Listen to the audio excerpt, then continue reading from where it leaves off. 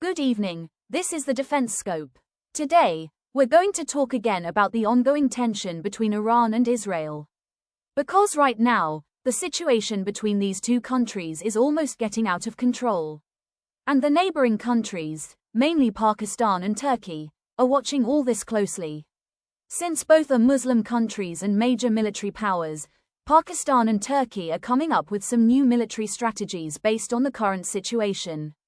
We've received some reports on this, and we'll share them with you. We'll also discuss reports related to Pakistan and Iran that say Pakistan is providing some kind of military support to Iran. So, how much truth is there to this? Is something going on behind the scenes? We'll talk about all of this. This video is going to be really important. But before that, if you haven't subscribed to the channel yet, please make sure to like this video and subscribe to the channel. So, in the videos, I explained in detail how Israel first targeted Iran's nuclear facilities, and in response, over the past 2 to 3 days, Iran has been continuously attacking Israel using ballistic missiles. But the most concerning thing here is that with time, these attacks are getting way more intense, and there are two main dangers threatening the whole region right now. One is that this entire conflict it could turn into a full-blown war. It might escalate into a complete conflict. And the biggest danger is that it could drag Iran and Israel, along with other countries, into the mix. I mean, other countries in the region could get involved in this conflict too. And as you all know, Pakistan is right here in the region. Plus, we're neighbors with Iran. They're an Islamic country and also a nuclear power. So, we need to be extra careful here. I mean, once the conflict kicks off, then don't respond. Before any conflict starts, we need to take measures that ensure our sovereignty isn't threatened. That's why I reported this to you a day ago, right when tensions between Iran and Israel began rising. Pakistan's armed forces, especially the Air Force, significantly increased their alert level. Our offensive fighter squadrons and early warning radar systems became highly active. And all these preparations were aimed at strengthening our defenses.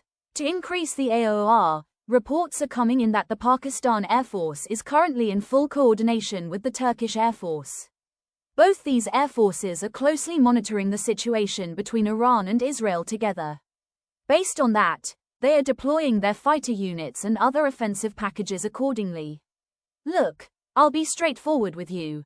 Situations in war are really unpredictable, and in such times, things can get very complicated. The situation gets intense. Things happen that no one ever expected before. Right now, no one really knows what's going on with Iran. Iran isn't being allowed to live independently. So, who's next? Will it be another country targeted by the Western nations, especially Israel? Is Israel's main goal just Iran, or could attacks happen on other countries too?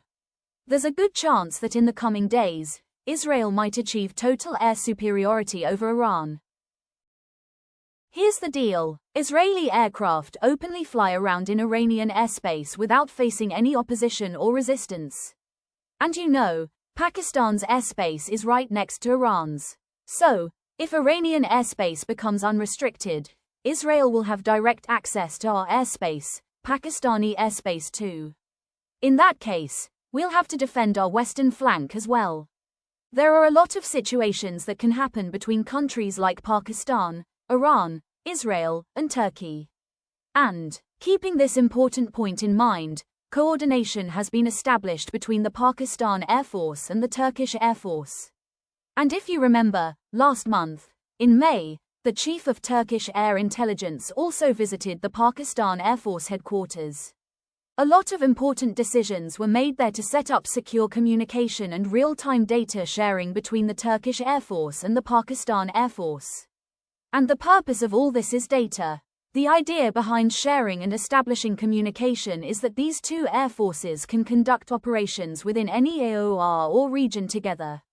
For example, if tomorrow Iran fails to secure its airspace and Pakistan sees an opportunity here, Pakistan would have to secure Iran's airspace.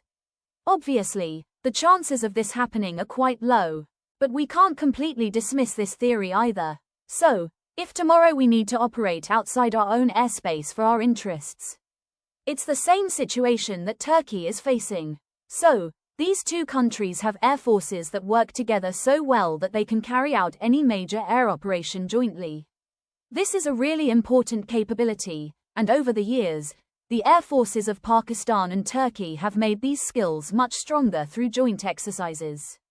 These capabilities are developed so that if a conflict breaks out in a particular region, both countries can handle it together. If the risk to interest is really high, then any upcoming challenge can be tackled together, or that particular threat can be jointly mitigated. Talking about another update, for the past 2 days, there have been so many fake news spreading around in the context of Iran and Pakistan, it's just out of control. Especially on Twitter and Facebook, people are saying all sorts of strange things. For example, Pakistan's defense minister said that if Israel carries out a nuclear attack on Iran, then we, meaning Pakistan, is going to launch a nuclear attack on Israel.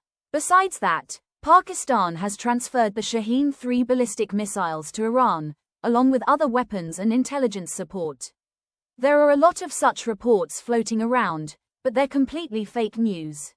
Still, people are spreading it, and many others believe it. But I want to be very clear here about Pakistan Armed Forces policy on using nuclear weapons. It's pretty secretive and quite complex, and an average person doesn't really know exactly how Pakistan would use its nuclear weapons in any given situation.